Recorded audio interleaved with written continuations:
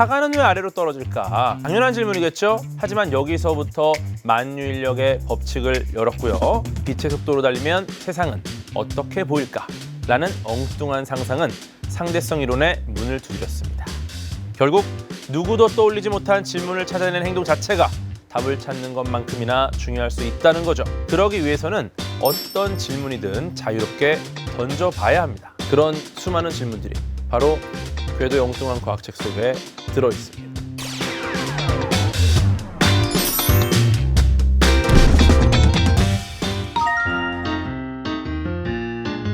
안녕하세요. 과학 커뮤니케이터 궤도입니다. 현재 디지스트에서 특임 교수를 맡고 있고요. 과학을 알릴 수 있다면 어디든 가고 있습니다. 일단 제목은 궤도의 엉뚱한 과학책이고요. 제가 내는 첫 번째 어린이 교양 과학책입니다. 세상 모든 엉뚱한 질문을 과학으로 쉽고 재미있게 설명해 주는 책입니다. 호기심 많은 어린이를 위해 제가 1:1 과학 설명회를 여는 것처럼 친근한 어투로 과학 이야기를 한 편의 쇼처럼 즐길 수 있게 만들었습니다. 아이들의 호기심에는 한계가 없어요. 이 호기심을 충족시키지 못하면 아이들은 과학을 넘어서 학습과 탐구에 대한 흥미가 떨어지고 말 겁니다. 제가 예전에 이런 말 했었죠. 세상에 나쁜 질문은 없다. 불친절한 답변만 있을 뿐이다. 그 말처럼 아이들의 무궁무진한 호기심이 쓸데없는 질문이라며 타박받거나 단순 암기나 문제풀이로만 넘어가지 않기를 바라는 마음이었습니다. 세상 모든 것이 궁금하고 끊임없이 질문하는 아이들의 마음속에는 모두 작은 과학자가 있는 것과 같죠. 아이들의 마음속에 있는 작은 과학자들이 사라지지 않고 계속 남아있도록 하기 위해서 결론적으로 어린이들도 과학의 팬으로 만들기 위해 이 책을 만들었습니다. 아마 평소에는 들어본 적도 없는 질문들로 가득할 거예요. 예를 들어 휘파람을 불면 정말 뱀이 나올까요? 네, 뱀이 나오려면 일단 휘파람 소리를 들어야겠죠. 그런데 뱀은 고막이 없습니다. 그렇다면 뒷이야기는 책에서 확인해 보세요. 독극물의 유통기한이 지나면 더 독해질까? 이런 것처럼 일상에서 떠올릴 수 있는 엉뚱한 질문부터 블랙홀에 빨려 들어가면 친구들에겐 내가 어떻게 보일까?처럼 우주를 배경으로 한 질문들까지 어린이 여러분, 여러분들이 좋아하는 정말 이상한 질문이 잔뜩 이 책 안에 있습니다. 궤도의 엉뚱한 과학책을 보여주세요. 네, 진심입니다. 과학은 결코 어렵거나 딱딱한 분야가 아니에요. 과학을 친절하게 느끼시게 해드리려고 제가 있지 않습니까? 이 책은 처음으로 어린이 눈높이에 맞춘 친절한 설명과 비유를 통해 질문을 하나의 이야기처럼 풀어내는 것이 특징입니다. 과학을 좋아해서 콘텐츠를 자주 시청하는 아이는 물론 어려운 개념 때문에 과학의 흥미를 잃었던 소위 과포자 아이들까지 과학과 아마도 사랑에 빠지게 될 겁니다. 아이들이 이 책을 통해 과학을 재미있는 이야기로 받아들이고요. 과학적 사고의 흐름을 자연스럽게 따라가며 공부에 대한 흥미를 높일 수 있기를 바랍니다. 이 책을 추천한 이유는 재미있기 때문입니다. 아이들이 공부보다 게임에 빠지고 운동에 빠져 고민해보신 학부모님들이라면 재미가 얼마나 중요한지 아실 거예요. 재미만 있다면요, 아이들은 하지 말라고 해도 무조건 합니다. 제가 딱 그런 경우거든요.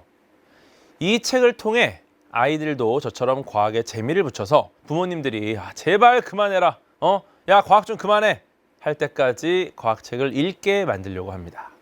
그때 가서 저를 원망하셔도 안 됩니다. 아시겠죠? 물론 재미뿐만 아니라 과학적 사고력을 길러주는 것에도 집중했습니다. 책의 구성 자체가 제가 자주 언급하는 정의하기부터 시작해서 과학적 사고의 흐름을 자연스럽게 따라가게 만들었고요. 각 질문 끝에는 더 알아보기를 통해 교과 연계 개념에 대한 설명도 덧붙였죠. 즉, 엉뚱한 재미와 친절한 학습을 완벽하게 결합한 과학책이라는 점이 가장 강력한 추천 이유가 되겠네요. 사실은 제가 정말 여러분들께 원하는 건 좋은 질문을 잘 하는 겁니다. 물론 세상에 나쁜 질문은 없어요. 맞죠? 그런데 어떻게 질문을 잘할 것인가에 대해서는 굉장히 중요한 이야기들이 많이 있죠. 왜냐면은 질문을 한다라는 행위, 자주 한다, 많은 질문을 한다.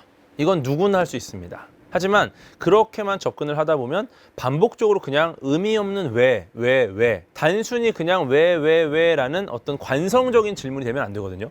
특히나 이 왜라는 것이 어떤 대답으로 그냥 해소돼 버리는 것도 사실 원하진 않아요.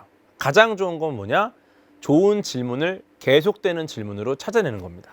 과학자는 항상 답을 주는 사람이라고 생각을 많이 하세요. 하지만 중요한 건 과학자들은 답을 하는 사람이 아니고요. 세상에 있는 좋은 질문을 발견하는 사람들입니다.